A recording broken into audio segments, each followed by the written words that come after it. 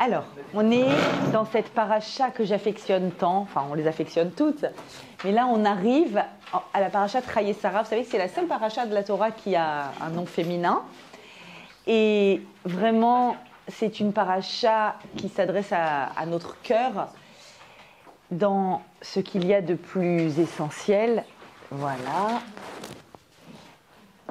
Si les parachiotes précédentes, toutes les parachiotes précédentes, après le chaos de début de Bereshit, bien sûr, Bereshit noir, le déluge et tout, qu'est-ce qui se passait?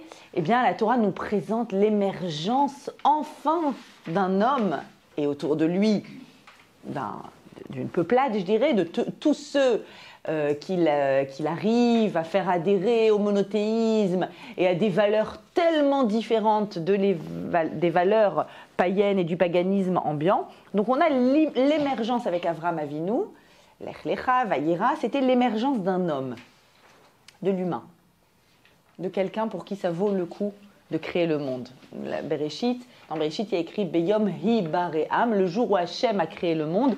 Hi Bare'am, disent les Chachamim, c'est Avraham. Pour qu'émerge Avraham, ça valait le coup. Avraham et tous ceux qui suivent ces principes de vie. Et voilà qu'une fois qu'a émergé cet homme, qu'est-ce qui doit émerger? La première chose qui doit émerger, un couple. Il faut que le couple émerge. On fait en sorte qu'un homme émerge. Alors évidemment, on travaille, on éduque nos enfants, on s'éduque, on essaye d'avancer. Et ensuite, il faut qu'émerge le couple. C'est un objectif, premier objectif après l'émergence de l'humain à l'intérieur de moi. Et donc, cette semaine, c'est l'émergence du couple. Et on pourrait avoir l'impression que, donc, dans cette paracha, vous connaissez un peu Chayei Sarah, vous dites, bon, c'est l'émergence du couple, Yitzhak et Rivka. C'est la paracha du Shidour. C'est la paracha de Rivka qui tombe de son chameau, ouah, quand elle voit Yitzhak. Bon, ok, le premier couple. Mais en réalité, bien sûr qu'il y a ça, mais en réalité, dès le début de Chayei Sarah, on a l'émergence d'un couple. Pourquoi? On a les fondamentaux du couple.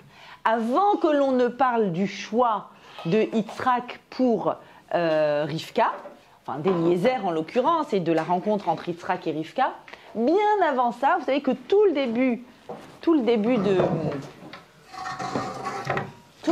de Chayei Sarah est occupé par, alors bien sûr cette paracha, c'est Chayei Sarah, la vie de Sarah, et s'ouvre avec le décès de Sarah, et c'est à ce moment-là que la totalité, le concentré de ce qu'il y a en Sarah émerge, et en toute personne, quand elle disparaît, c'est là qu'on voit le plus, qu'on voit le plus tout l'espace que cette personne pouvait occuper dans le monde. Et donc, tout le début de Chayei Sarah, c'est la longue et difficile négociation d'Avraham pour acquérir un champ spécial, Meharat HaMarpela, le champ double, le champ de Marpella, dans lequel il veut absolument enterrer Sarah. Très longue négociation avec Bénéchet, il va voir les Bénéchet, et puis ensuite il va voir Ephron, le propriétaire, et puis, donc enfin, c'est rien, c'est juste, voilà, c'est une acquisition. Pourquoi la Torah vient et nous propose comme ça, avec autant de versets, cette acquisition? Bon. Alors, en fait, quand on voit ici l'acquisition de ce champ, il faut savoir qu'en filigrane, la Torah nous enseigne ici l'état d'esprit d'une personne quand il veut s'engager, quand il veut s'investir. En fait, ce que l'on voit quand Avraham veut acquérir ce champ, je vous l'ai dit, c'est plein de va-et-vient entre lui et les personnes en face de lui, jusqu'à ce qu'enfin, Vayedaber el Ephron, je vous ai mis dans les versets, il a parlé à Ephron aux oreilles de tout le monde, donc tout le monde assiste à cette discussion, et il dit « Ach im ata lush ma'eni » s'il te plaît, écoute-moi, Natati kesef asadeh, je donne l'argent que vaut ce champ, car, prends, car mimeni, ce car il est très important, vous allez voir, ve'ekbera et meti shama, et j'enterrerai mon mort là-bas. Et Ephron qui répond à Avraham, écoute Avraham, oh, parce qu'au début il lui propose, je te le donne, c'est rien, vous savez que c'était un champ qui était complètement rocailleux, rien ne pouvait pousser, puis il y a une petite grotte au fond du champ trop bizarre. Il ne sert à rien ce champ, il ne sert à rien. Au début, il voulait le lui donner. Et Abraham insiste, non, je ne veux pas qu'on me le donne, parce que mettre de l'argent, c'est exprimer mon investissement, c'est exprimer à quel point je veux m'engager dans cette acquisition. Donc j'insiste, j'y mets de l'argent. Et puis là, tout d'un coup, le Ephron, il dit « Oh, 400 pièces d'argent. Qu'est-ce que c'est, 400 pièces d'argent ?» Vous avez entendu, vous voyez la première négoce. Alors, tous les Juifs qu'on dit être de bons négociateurs, ils n'ont pas appris d'Abraham, c'est sûr, parce qu'il a payé le prix de la totalité des Champs-Élysées pour un petit bout de terre rocailleux qui ne sert à rien avec une grotte au bout. Un prix faramineux. 400 pièces d'argent, c'est quoi? Sous-entendu, c'est ce que je te demande comme argent. Mais 400 pièces? Mais comment tu oses demander 400 pièces? Et immédiatement derrière, Abraham vient, monnaie sonnante et trébuchante, et il lui donne ses 400 pièces. Et je veux pour ça avoir une achouzat kever. Je veux impérativement avoir un lieu qui m'appartienne pour l'éternité. Pour l'éternité. Alors, regardez ce qui est en train de se jouer ici. Nous, on a l'impression de lire un homme qui achète une parcelle de terrain, la terre, c'est important, et qui veut l'acheter au prix qu'il coûte pour y enterrer quelqu'un. Maintenant, quand arrive une personne et veut enterrer, je préserve un proche, l'objectif, évidemment, c'est d'avoir une concession éternelle.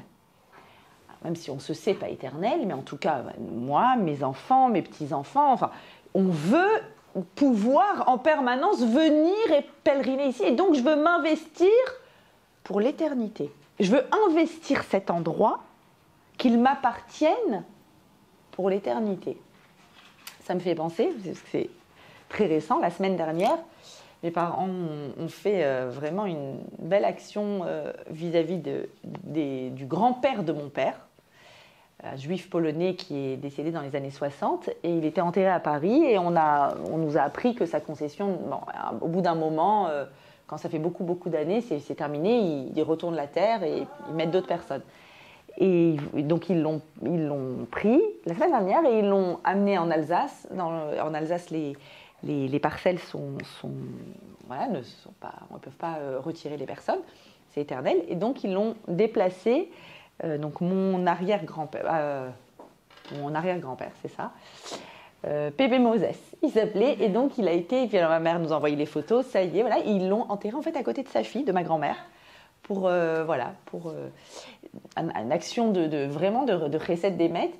Alors ça m'a fait penser à ça parce que dans tout ça, Abraham il dit non, je vais y mettre le prix. Non, je tiens à payer. Ah, tu me demandes un prix incroyable. Ben, je vais mettre ce prix incroyable parce que je veux y laisser. Alors, tout au long de la négociation, il y a écrit Méti, Métra, mon mort, ton mort, presque anonyme, presque un mort anonyme. Il y a quelqu'un à mettre dedans. Et tout d'un coup, du moment où il a acquis, Sarah Ishto, Sarah Ishti, c'est Sarah. Il y a Sarah qui va arriver et qui va être mise ici. Quelle est l'image ici que les Chachamim ont lu en filigrane?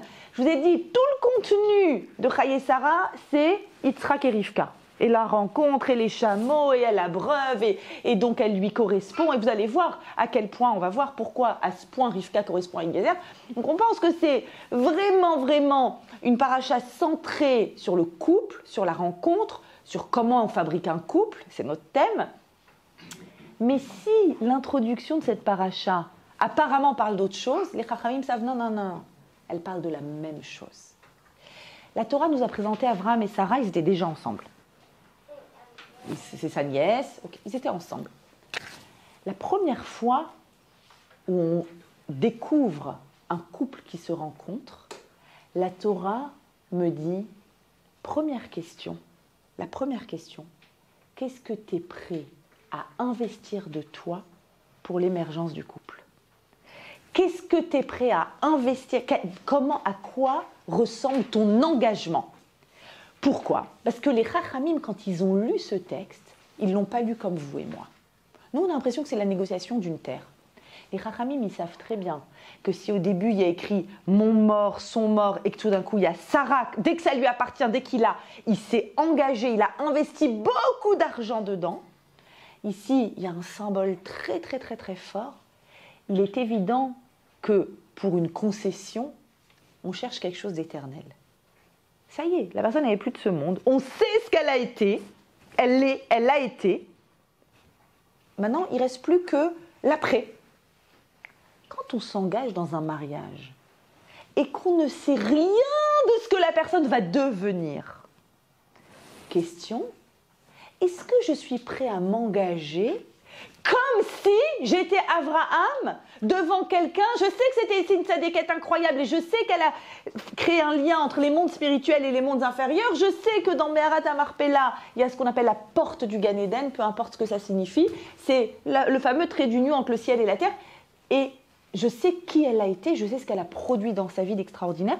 Donc c'est dans cet endroit qu'elle doit être. Et donc, je veux que ce soit un engagement pour l'éternité.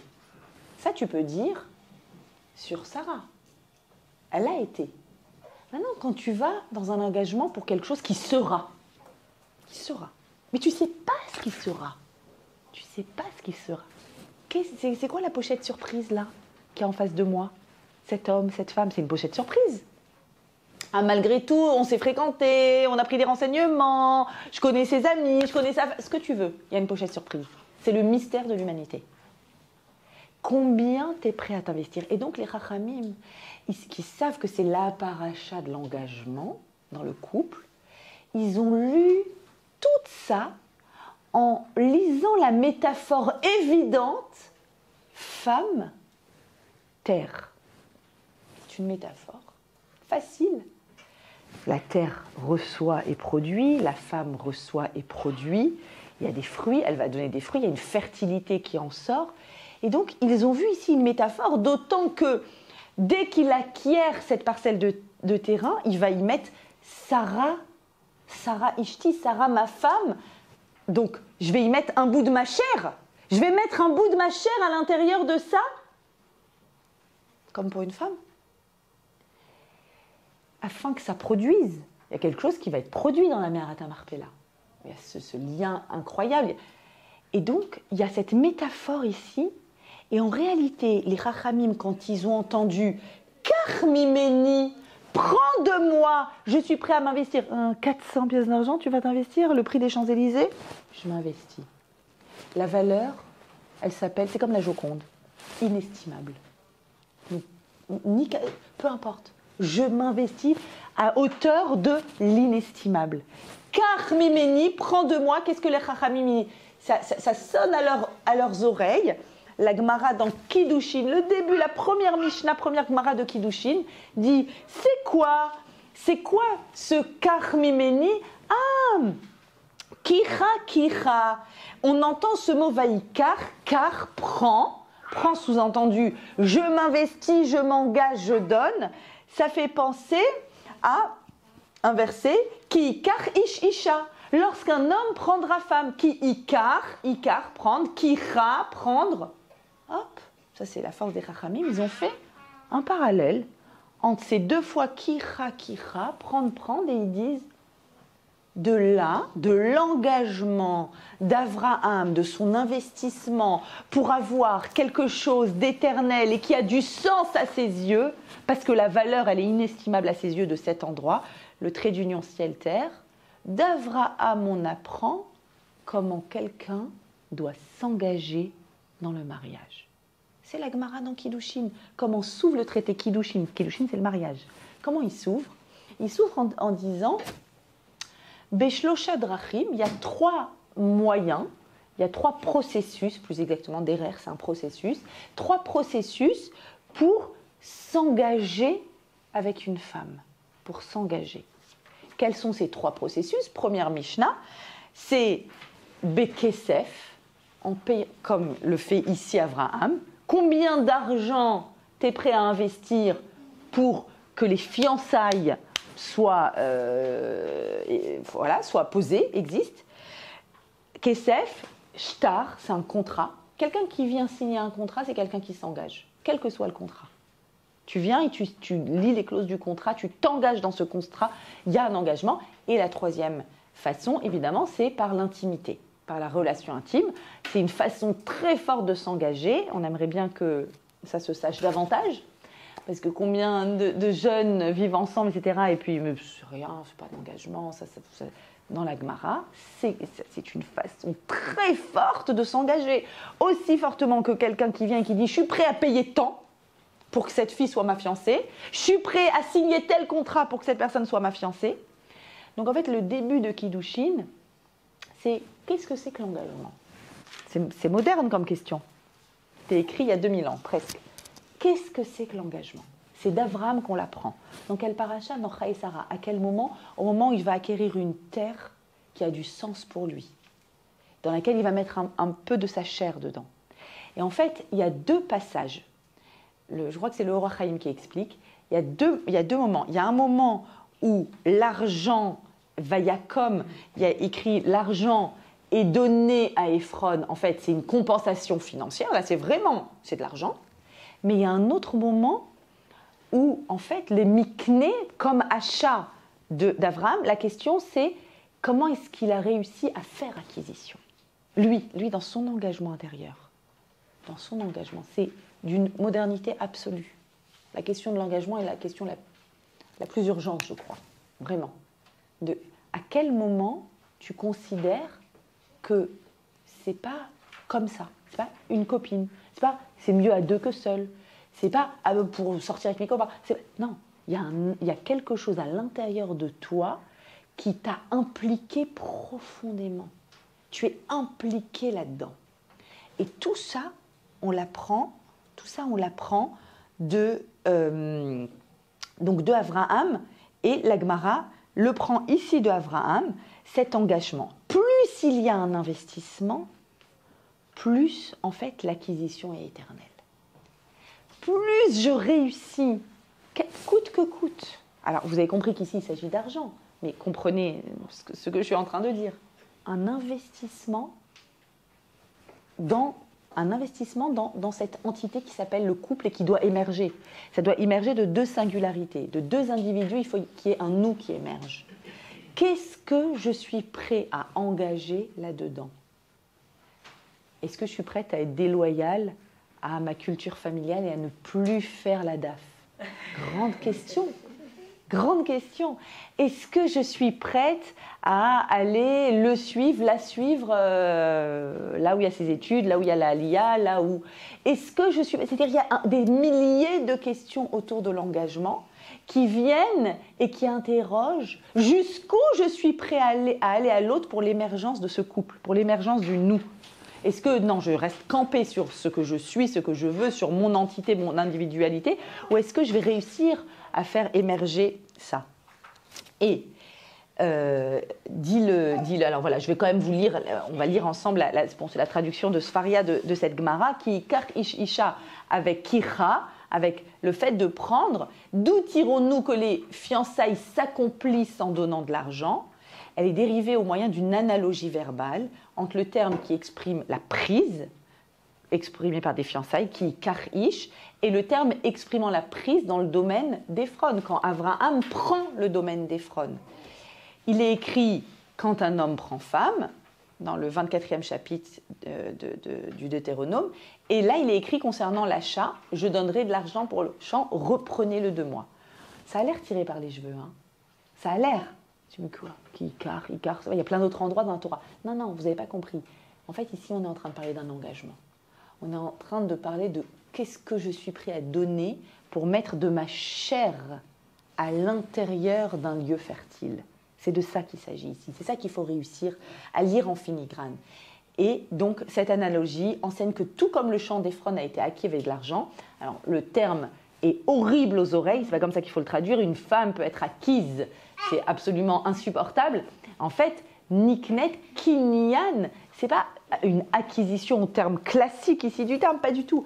C'est l'engagement, l'investissement intérieur que je mets pour obtenir quelque chose, pour pouvoir dire, voilà, je vais mettre de moi en ça. nos histoires vont se fondre. Mais qu'est-ce que tu es prêt à investir? À quel prix? À quel prix? Et plus le prix est élevé de ton engagement, plus l'acquisition est éternelle. Maintenant, comprenez-moi. Volontairement, je crois que la Torah, elle utilise cette image d'une femme qui n'est plus de ce monde. Sous-entendu, la totalité de son être a déjà émergé dans ce monde. Qu'est-ce qui se passe quand des personnes s'investissent dans un mariage qui sont au début de leur histoire? Quel que soit l'âge, ils sont au début de leur histoire de couple. En réalité, ce qui se passe, c'est exactement l'inverse de l'état d'esprit dans lequel on est au moment d'Abraham. Au moment d'Abraham, c'est coûte que coûte. Cette femme a relié le ciel et la terre, elle ira dans un endroit qui relie le ciel et la terre, coûte que coûte, peu importe le prix. Dans le mariage, alors il faut bien comprendre que contrairement à nos amis chrétiens, dans lesquels, chrétiens, enfin les catholiques, pratiquants, j'avais une connaissance, un ami qui est curé, qui est prêtre, et oui, ça va, je suis quelqu'un de bien. Hein. Et en fait, on faisait de la formation ensemble. Et c'était très intéressant de parler avec lui. Il voulait toujours avoir des références bibliques. Il s'intéressait évidemment à la Bible. Et du coup, il me disait, oui, mais vous, chez vous, c'est la grande différence hein, entre le judaïsme et... Enfin, non, au niveau du mariage, lui, il dit, chez nous, on ne défait pas un lien que Dieu a fait. C'est Dieu qui marie les individus. Vous savez que le divorce n'existe pas hein, chez les chrétiens. Donc ils se marient à l'église une seule fois. Et après, le reste, c'est en civil. Et donc, on ne défait pas.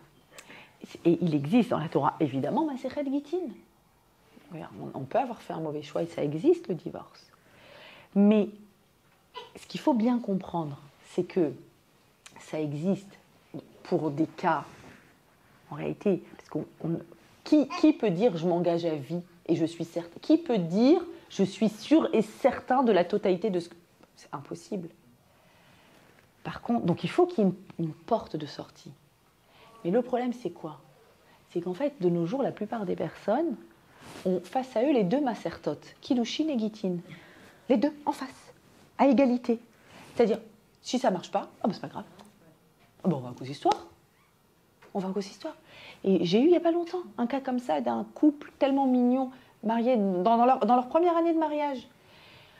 Tout aurait pu, je pense que tout aurait pu être possible. Ils avaient les difficultés classiques d'un couple au début du mariage avec les conflits de loyauté, avec ma famille, avec ta famille, avec où on va Shabbat, on va chez toi, on va chez moi.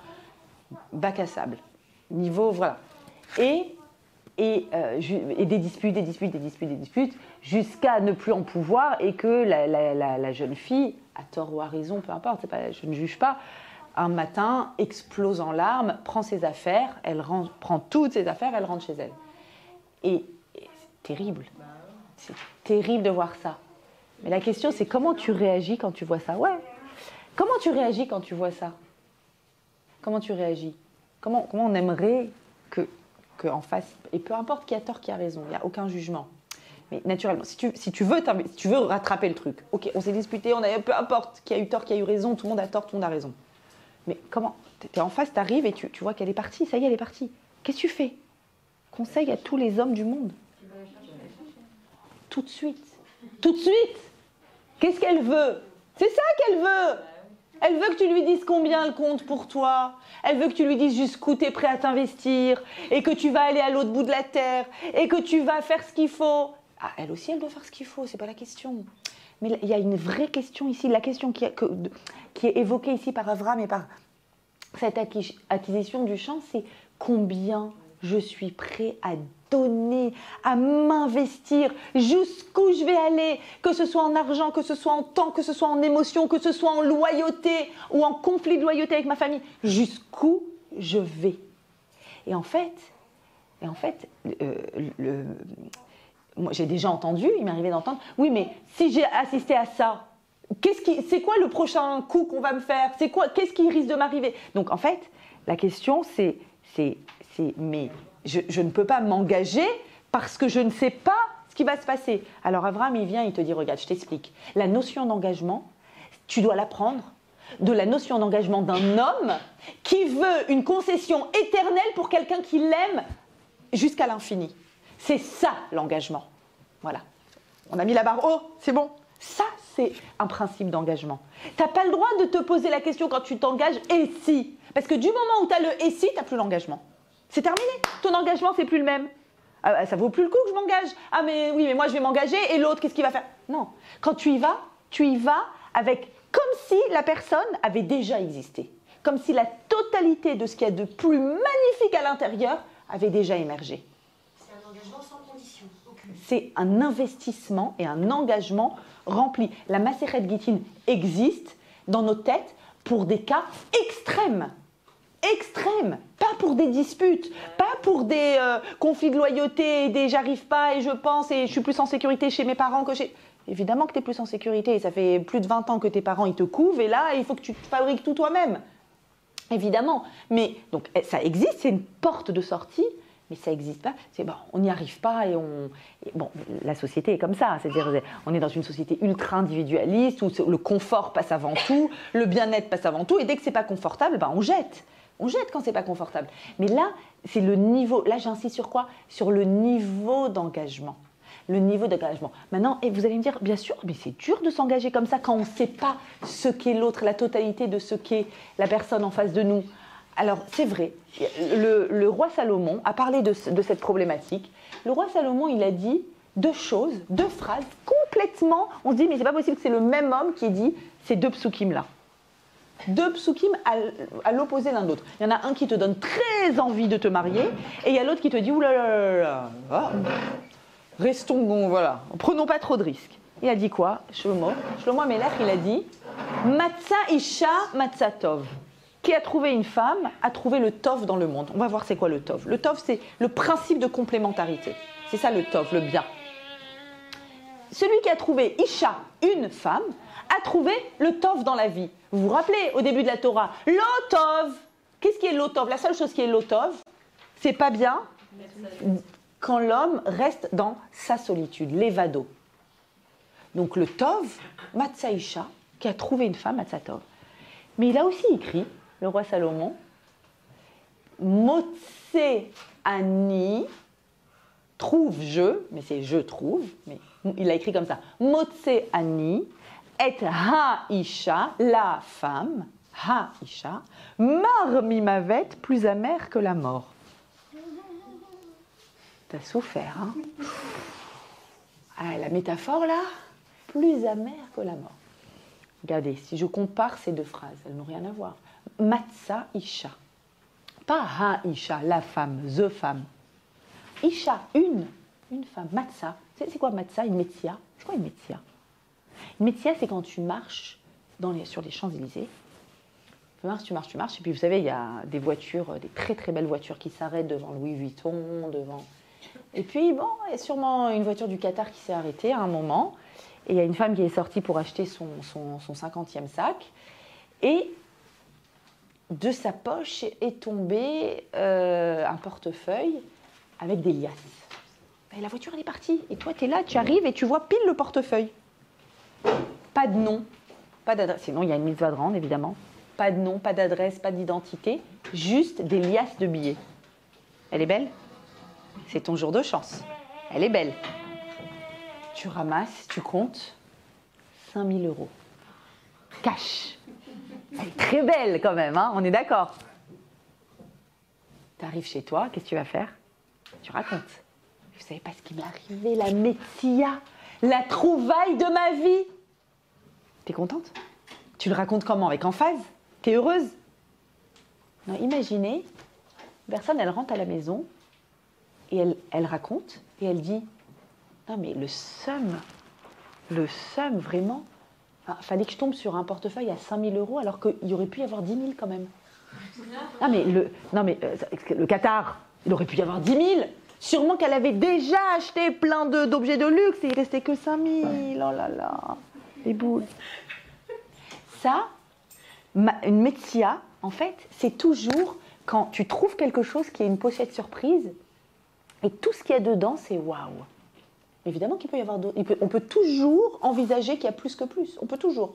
Notre esprit a le droit et est susceptible de pouvoir aller et imaginer. Non mais si, attends, si, il était un peu plus grand de taille. Non, mais s'il était un peu plus riche. Non, mais si sa mère, elle habitait au Canada. Non, mais si, tu peux imaginer qu'il y a plus, qu'il y a plus, qu'il y a plus. Matzah Isha, une femme, c'est quelqu'un qui considère sa femme comme une Metsia. Une Metsia. Waouh! Regardez ma trouvaille. Regardez ce que j'ai mérité d'avoir. Ma femme, mon mari, évidemment. L'autre phrase, c'est Motse Ani. Motse Ani. Trouve-je. Donc déjà, la personne que tu cherches dans la vie, c'est Ani. Ton Ani est très très central là. Il y a une perspective très égoïste. L'ego est très présent. Motse Ani, trouve-je. Et Ha-Isha, la femme. Laquelle? Laquelle? Pourquoi Ha-Isha? Avec l'article défini. Ha-Isha. Bah, celle qui est sur le magazine Elle. Splendide. La merveille. Tout parfait, les dimensions, les trucs, le visage, la situation, et puis en plus elle a été éduquée, sa mère est marocaine, donc elle sait faire les plats marocains en plus, et en plus c'est une fille de maison, et en plus là, le fantasme, le fantasme de la femme parfaite, le fantasme de l'homme parfait. Et là, quand Motse Ani, quand ce que tu cherches c'est ton ego, et pour satisfaire ton ego tu cherches la personne fantasmée, tu peux être sûr et certain que tu vas dans Mar Mimavet, plus amer que la mort. C'est-à-dire que tu vas aller dans quelque chose, la mort c'est quoi? C'est le fait que nous sommes des êtres périssables. Tout est périssable, mon ami. Quand ce que tu cherches c'est ton ego, et quand tu cherches c'est la femme, l'homme, c'est de la plastique qui est périssable. Le périssable, c'est plus amer que la mort. Quand il n'y a pas de trouvaille, quand tu n'as pas un regard pénétrant, profond, c'est plus amer que la mort. Et donc, ici, tout ce passage-là, c'est juste pour nous enseigner une chose, tu dois investir un prix inestimable. Fais comme lui, inestimable. Et la suite de notre paracha.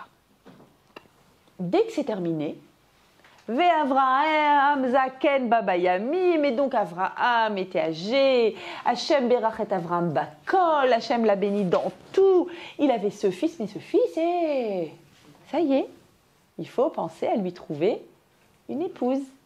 Et donc, qu'est-ce qu'il fait?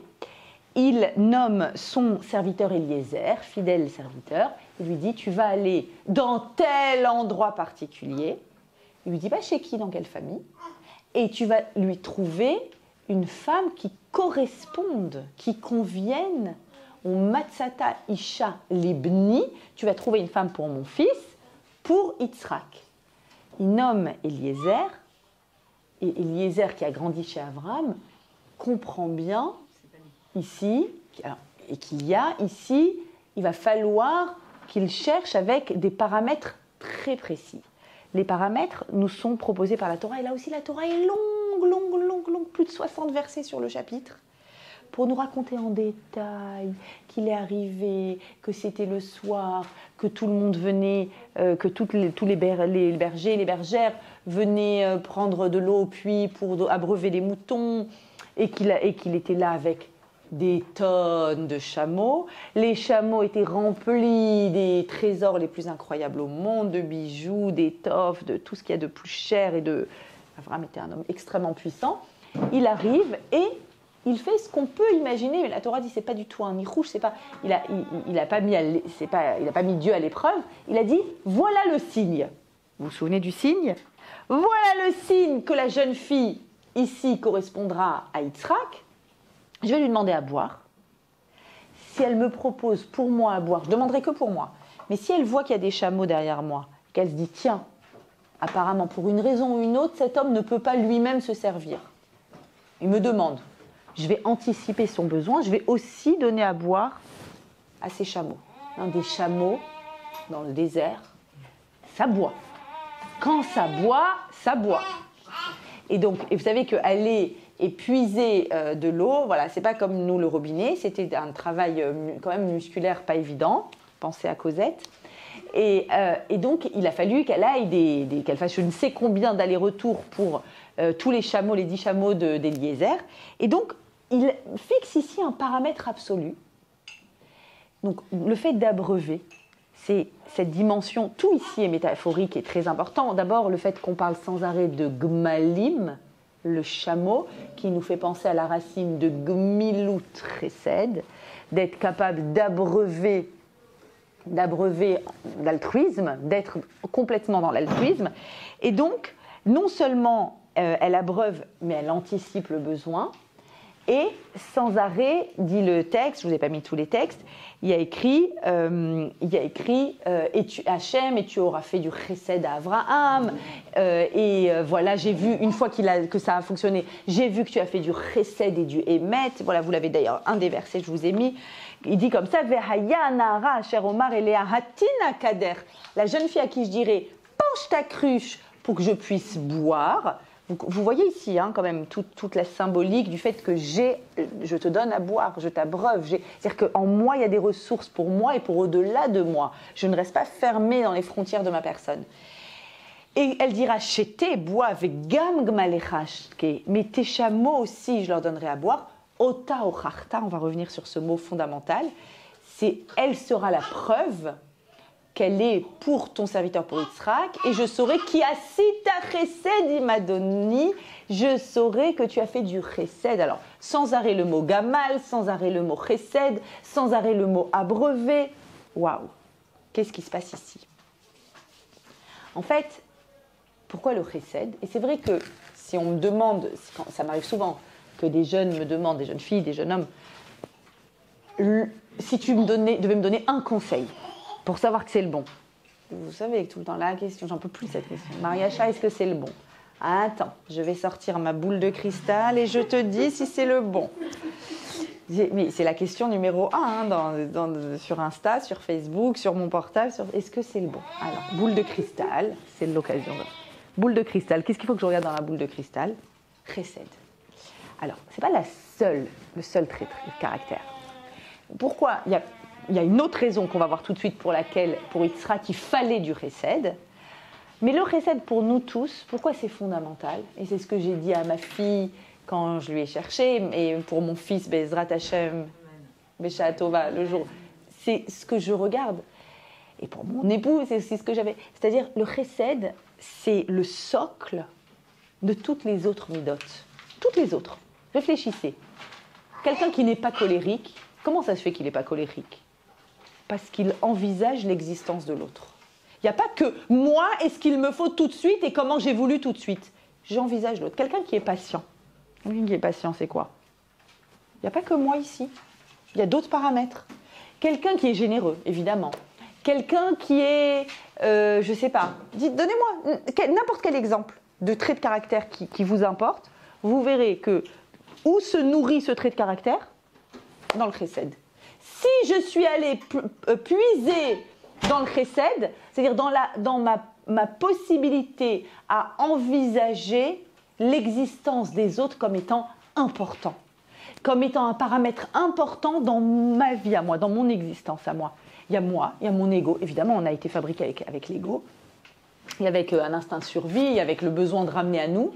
Plus j'ouvre mes capteurs vers l'extérieur et j'envisage les autres et je réfléchis, des fois c'est dans ma tête, à qu'est-ce qu'il faut pour un tel, à comment je peux soulager un tel, à comment... Donc, et là, on a le symbole de ça. Ici, on a ce symbole absolu, Rivka. La base de tout, pour la petite histoire, quand j'ai voulu, voilà, je cherchais un chidour pour ma fille aînée, donc j'avais pris des renseignements sur la personne en question, et on pouvait me dire plein de choses. Le limoud, il étudie comme ci, il fait comme ça, et les copains ceci. C'était pas important. Je me rappelle parfaitement d'une chose qu'on m'a dite, et à ce moment-là, j'ai dit ok, c'est bon, elle peut le rencontrer. Et je me rappelle parfaitement, c'était une famille chez qui il se faisait inviter à Manchester. Il était à la yeshiva là-bas, et j'avais appelé la dame. Et il faut toujours appeler les femmes. Les hommes, ils disent des trucs, je sais pas. Non, les copains de yeshiva, les machins, ils disent des choses qui pour eux sont importantes, mais je sais pas comment dire. C'est pas ce que nous on va retenir, en tout cas. C'est pas ce qu'on va retenir. Et alors elle, qu'est-ce qu'elle m'a dit?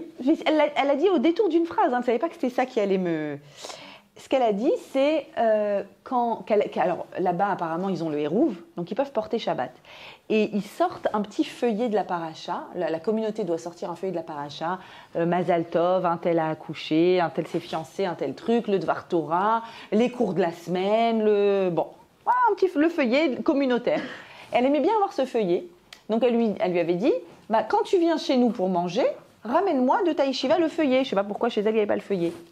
Il a entendu ça une fois.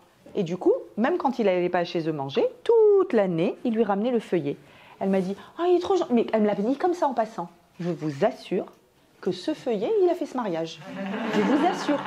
Le feuillet a fait le mariage. C'est-à-dire qu'à partir du moment où, je sais, c'est pas tout à côté, il faut que je me galère entre guillemets, mais il faut que j'aille amener. Mais le besoin de l'autre est un besoin qui est important pour moi. Voilà, c'est bien comme ça. S'il y a des hommes un jour qui voient ce film, ils savent ce qu'ils doivent faire pour. Et donc, le chesed. Maintenant, ça va plus loin que ça. Ça va plus loin que ça. Je vous ai dit, il y a une phrase ici exceptionnelle.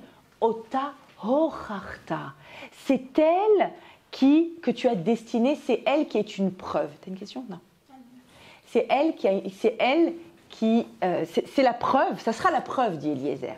Pourquoi la preuve? Alors, je voudrais vous citer un Khatam Sofer que j'ai découvert dans le Shvile Pinchas, que j'ai trouvé extraordinaire, et qui dit comme ça. Rashi, sur place, sur Ota Hocharta, dit « Elle sera digne de lui. » Pourquoi? Parce qu'elle est Baalat Chesed, parce qu'elle fait Gmilut Chesed. Elle sera... Qu'est-ce que tu me rajoutes, Rashi? Non, c'est ce qu'il y avait écrit dans le Passouk. Si elle me propose à boire à mes chameaux, c'est que... Qu'est-ce que tu m'as rajouté, Rashi? Pourquoi tu viens et tu me dis... Non, oui, elle sera digne de lui, elle lui correspondra parce qu'elle fait Gmilut Chesed. Quoi? Alors, il dit comme ça. Il fait un parallèle, le Khatam Sofer, avec l'otov. L'otov, c'est pas bon qu'un homme soit seul. Solution, dit Dieu. Il a le constat que ce qui est pas bon, mais il y a une solution derrière. Et c'est l'eau, dit Dieu, je ferai pour l'homme Ezer Kenegdo, une aide face à lui, ou qu'on peut traduire contre lui. Le fameux verset. Ezer Kenegdo. Les commentateurs expliquent que si l'épouse est d'une nature opposée à celle de son mari, alors le fait qu'elle soit de nature opposée, ça sera une grande aide. Parce qu'il n'est pas bon que tous les deux soient de la même nature, conciliants par exemple, qui laissent tout passer.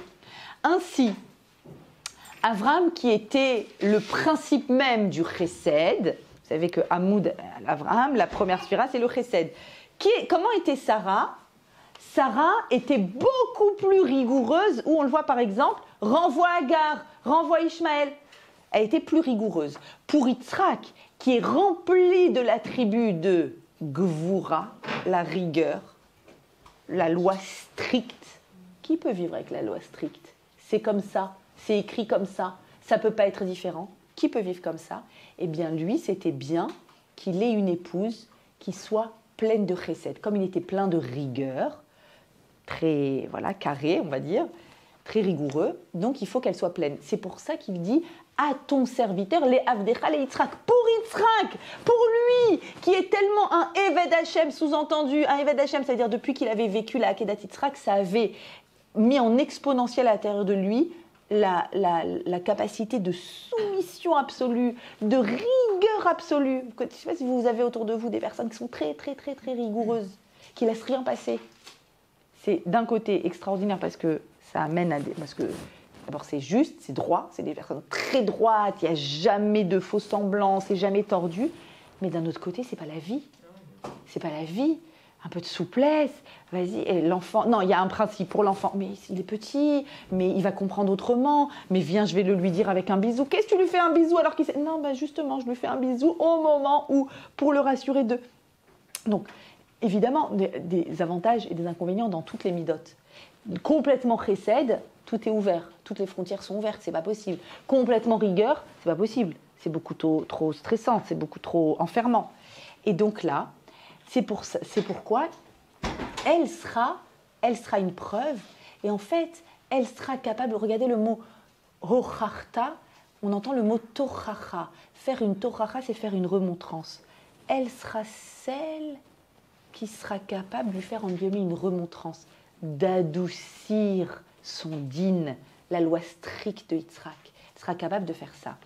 Et le Zohar de dire, si elle ne provenait pas, elle, de la rigueur atténuée, c'est-à-dire du monde du chesed, écoutez ça, le monde n'aurait pas été en mesure de supporter le jugement sévère d'Yitzhak. De cette manière, Hachem marie les couples dans le monde. Mariaja, on est trop différents. J'ai fait une erreur de casting, mais laisse tomber, mais c'est le ciel et la terre. Je dis, ah, mais il ne s'est pas trompé. C'est écrit dans le Zohar, il ne s'est pas trompé apparemment. Non mais attends, moi j'adore sortir, j'adore les invités, lui il est casanier, il est content à la maison. Ah d'accord, bah regarde le Zohar. Et moi je suis du matin, et lui il est du soir, et moi je suis complètement farfelu, et lui il est hyper rigoureux, hyper ordonné. Ah, le Zohar, toujours pareil. Il marie les couples dans le monde, l'un sévère et l'autre doux, afin d'équilibrer tout et que le monde soit adouci. Vous entendez ce qui est écrit ici? Que le monde soit adouci. C'est pas une erreur de casting. Il faut, et là vraiment on a, quand je vous dis qu'on est dans la paracha du couple, en prenant Yitzhak, qui est le symbole le plus absolu de la rigueur, Sarah, le symbole de toi et tes chameaux. Comment vous avez fait pour vous entendre? Comment vous avez fait dans la vie? L'un qui est tout, qui verrouille tout, et l'autre qui ouvre tout. Franchement. Pourtant, Yitzhak et Rivka, vous savez que c'est le couple qui s'entend le mieux dans la Torah. Il n'y a pas, par rapport à Rachel et Yaakov, ça chauffe, Sarah, Abraham, waouh. Yitzhak et Rivka, on va les voir la semaine prochaine. Il est en train de prier, elle est en train de prier. Ma chérie, je veux que tu tombes enceinte. Mon chéri, je veux que toi aussi tu aies un bébé. L'un pour l'autre. À aucun moment il est question d'une mère porteuse, d'une chifra qui aurait... Yitzhak et Rivka, c'est un couple. Comment vous avez fait? Comment vous avez fait? Waouh! Alors regardez, encore quelques petits éléments que rapporte toujours le Jubilé Pinchas. Il y a quelque chose d'incroyable qui est écrit concernant le moment de la rencontre. Ok, Eliezer, il a compris, il faut adoucir. Il faut qu'on trouve un juste milieu entre toi et moi. Et c'est ça le principe même de l'émergence du couple, c'est ça. Au moment où elle arrive, Rivka arrive, elle est sur le chameau, Eliezer l'amène, et qu'est-ce qu'elle voit?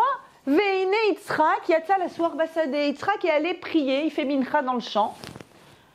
Déjà, soit dit au passage, juste avant une grande rencontre, une belle rencontre, il y a quoi? Il y a toujours une prière. Elle le voit et elle dit à Eliezer, c'est lui, c'est Yitzhak. Ouais, tu vas voir, de toute façon vous allez vers là-bas.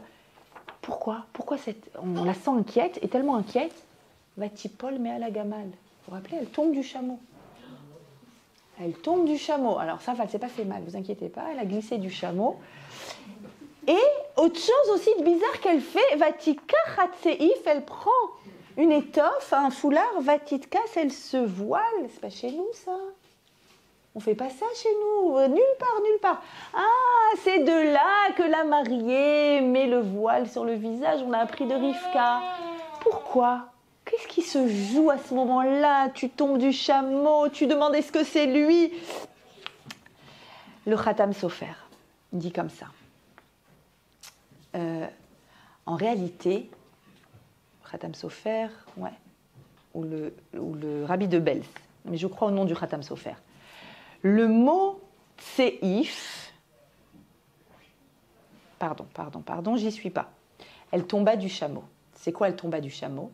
De peur que la rigueur de Yitzhak ne submerge son propre essed. Elle est sur un chameau, c'est symbolique, sur un gamal.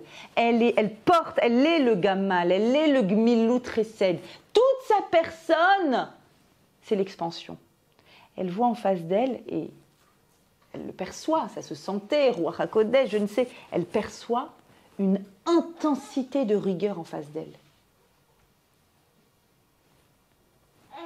Elle en tombe du chameau, sous-entendu, elle se pose la question, mais est-ce que tant de rigueur et de sévérité, est-ce que ça ne va pas éteindre ma nature? Est-ce que ma nature doit s'effacer devant cette rigueur?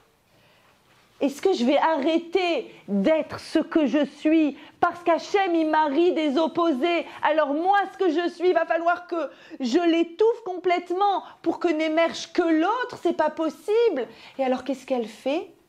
Elle prend les tséif, elle prend symboliquement ici un voile et elle se couvre, elle dit je dois absolument, absolument préserver ma nature. Je dois préserver ma nature de chesed.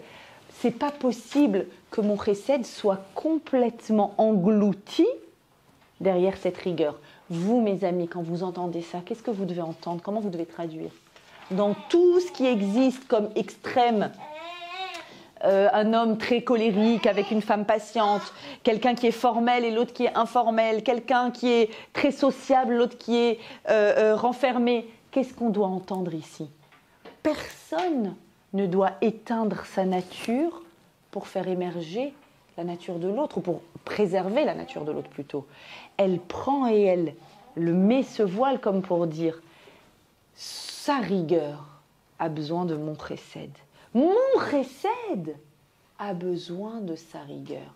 C'est ça l'émergence du couple. C'est prendre cette partie qui fait de moi ce que je suis, cette partie qui fait de lui ce qu'il est. Et les deux ensemble doivent coexister et s'adoucir l'un l'autre. Et on va même aller plus loin. On va même aller plus loin dans les symboliques. Le rabbi de Belz dit que le mot tséif a une valeur numérique 255 comme le mot rina. Rina, c'est un chant, mais c'est un chant qui est une prière. En fait, c'est quand on prie vers Hachem, mais en chantant. On prie en chantant. Elle pria Hachem et lui demanda: lorsque les Juifs seront en exil, fasse que l'attribut de rigueur soit atténué grâce aux supplications adressées à Hachem sous la forme de chant. J'explique. Elle voit qu'Yitzhak, on est chez les Avot et les Imaot, les patriarches. La rigueur, c'est quoi? C'est ce qui fera, le côté négatif de la rigueur, c'est ce qui fera qu'un jour, quand on ne méritera plus, on sera en exil, un jour. Et quand on sera en exil et qu'il y aura trop cet attribut, alors qu'est-ce qu'il faudra que l'on fasse? Est-ce qu'on sera écrasé par l'attribut de rigueur, ou est-ce qu'on sera capable de prendre symboliquement un foulard, un voile, de couvrir? Qu'est-ce que je suis prête à couvrir, Rina, pour exprimer quand même un chant? Vous savez que les moments les plus incroyables quand on visite la Pologne, ce qui est la pire visite, la pire et la plus belle. Les moments les plus incroyables en Pologne, c'est qu'on peut être complètement écrasé par la douleur de ce qu'a vécu notre peuple. Mais les moments les plus incroyables, c'est quand il y a tous ces groupes de jeunes qui se mettent en rond et qui chantent. Et qui chantent. C'est-à-dire, on ne comprend pas. On ne sait pas. L'attribut de rigueur. Dieu préserve quand il se passe des choses difficiles. Dieu préserve au niveau de la santé, dans les familles, dans le collectif, pour Am Israël, pour l'individuel, peu importe. Il y a ça. La rigueur existe. Rivka, elle vient et elle dit: regarde, mon conseil dans la vie. Quand tu ne comprends plus la rigueur, tu prends un voile, tu couvres, tu chantes. Il reste des ressources. C'est ça qu'elle est en train de dire. Tu chantes, faire une prière sous forme de chant. Le chant, c'est quoi? C'est le principe même de l'harmonie. Do, ré, mi, fa, sol, tu les mets dans un ordre, va savoir pourquoi, ça crée quelque chose d'harmonieux. Va et suscite l'harmonie. Suscite quelque chose qui dépasse la rigueur. Au sens très très symbolique, ici, Rivka nous donne ce conseil. Et pour terminer quand même ce cours sur c'est quoi la notion de tov, c'est quoi la notion de complémentarité. J'ai oublié de vous dire évidemment qu'au tout début de la paracha, quand on disait Chéné, Chayé, Sarah, les années de la vie de Sarah, Rashi sur place dit Kulan Shavin Letova. Toutes elles étaient égales, les tova. Les tova, c'est pas comme quand tu dis quand il y a un truc horrible qui se passe, c'est pas grave, les tova. Les tova, ça veut dire je mets des œillères, je regarde pas. C'est pas ça, les tova. Les tova, c'est vers le tov, vers la complémentarité. Vers la complémentarité. Viens, on essaye. Quel que soit l'événement, des fois j'ai des hauts de vagues, des fois j'ai des creux de vagues, des fois ça va dans mon couple, des fois ça va moins bien, des fois c'est avec mes enfants, des fois ça va pas. Comment est-ce que je peux équilibrer? On est dans une paracha de l'équilibre la recherche de l'équilibre. Comment équilibrer. Et des fois, quand on est submergé par la rigueur, chante. Va vers quelque chose qui est de l'ordre de la complémentarité. Par rapport à cette difficulté du face-à-face, de l'opposition, kenegdo, mais c'est cette opposition-là qui va faire sortir quelque chose de beau dans le couple. La Gemara, dans Yevamot, page 63, souvent lue de façon un peu sexiste, et voilà, on va la lire autrement, grâce à Rav Pinchas Friedman. Rabbi Chia est connu dans la Gemara parce que ses copains savaient qu'il était très très tourmenté par sa femme. C'est une Gemara dans Yevamot, page 63. Cependant, ses amis voyaient qu'à chaque fois qu'il trouvait un objet approprié pour elle, « Oh, c'est trop beau ce bijou, oh, il est trop beau ce foulard, oh, c'est trop beau cette nappe pour Shabbat », hop, il achète. Son ami Rav lui dit « Mais n'est-ce pas qu'elle te tourmente ? C'est pas facile tous les jours à la maison. » Et il lui répond « Daillez-nous, ça nous suffit, qu'elle éduque nos enfants et qu'elle nous délivre du péché. » Et souvent la lecture basse, c'est bon, ok, c'est horrible, mais bon, elle éduque mes enfants, alors déjà, elle veille que tout le monde fasse ça et voit le positif là où il y a le positif. Mais c'est beaucoup plus profond que ça. Elles éduquent nos enfants. Qu'est-ce qu'il est en train de dire ? Mais tu sais comment ça se fait que mes enfants sortent éduqués ? Parce que c'est vrai que des fois on est tourmenté, des fois on est contrarié, on s'oppose. C'est ça qui fait l'éducation de nos enfants. Quand nos enfants nous voient ne pas être d'accord parce que nos natures sont différentes. Parce qu'il y en a un qui a tout le temps envie de sortir et l'autre qui a toujours envie de rentrer. Parce qu'il y en a un qui a toujours envie d'être sévère et l'autre qui a toujours envie de tout permettre. Parce qu'il y en a un qui... Parce qu'il y a des Marocains et des Tunisiens, des fois, qui sont mariés ensemble et que des natures différentes. Et des Ashkénazes et des Séfarades, n'en parlons même pas. Et qu'on a des natures tellement différentes. Nos enfants, ils voient quoi ? Ils savent très bien quelle est la nature de papa, quelle est la nature de maman. Et ils voient qu'ils dépassent les natures opposées, qui se font des cadeaux, sous-entendu, ils créent du commun. C'est ça, l'éducation d'un enfant. L'éducation d'un enfant se forge sur la capacité. Ils ne sont pas bêtes, ils connaissent très bien papa, ils connaissent très bien maman, ils connaissent très bien la famille de papa, ils connaissent très bien la famille de maman. Et ils savent très bien à quel point Hachem, des fois, il fait des blagues. Il les met ensemble. Les blagues. Et l'enfant qui grandit là-dedans. Moi, mes enfants qui sont grands, maintenant, des fois, je rigole de ouf quand ils me disent « Maman, qui a eu l'idée de te marier avec papa ?» Qui a eu cette idée ? Mais comment ça s'est passé quand cette famille-là, elle a rencontré cette famille ? Je vais dire, taisez-vous, c'est pas grave, c'est bon. Vous êtes arrivés après, tout va bien.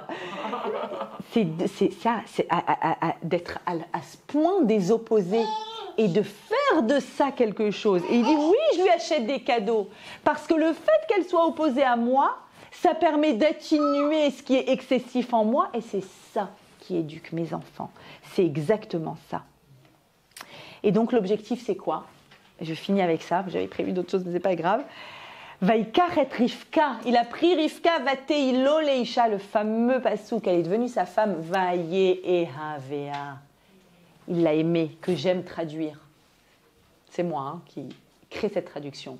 Il a appris à l'aimer. Il a appris, on apprend à aimer. Il s'est mis à l'aimer. Il a compris comment on fait pour aimer quelqu'un. Vaïnachem Yitzhak acharei imo, ce passouk incroyable, et il s'est consolé. Rappelez-vous le début de la paracha ? L'acquisition, la mort de Sarah, il s'est consolé d'avoir perdu sa mère, que moi je traduis, il a réussi à trouver dans son mariage la sécurité affective que l'on a quand on a une mère juive, une vraie mère juive. Ce qu'on sait de Sarah dans sa relation à Yitzhak, on le sait de la semaine dernière, quand elle est là et elle surprotège Yitzhak parce qu'Ishmaël est un danger, avec maman, mais rien ne peut m'arriver, je suis dans un état de sécurité affective, plus.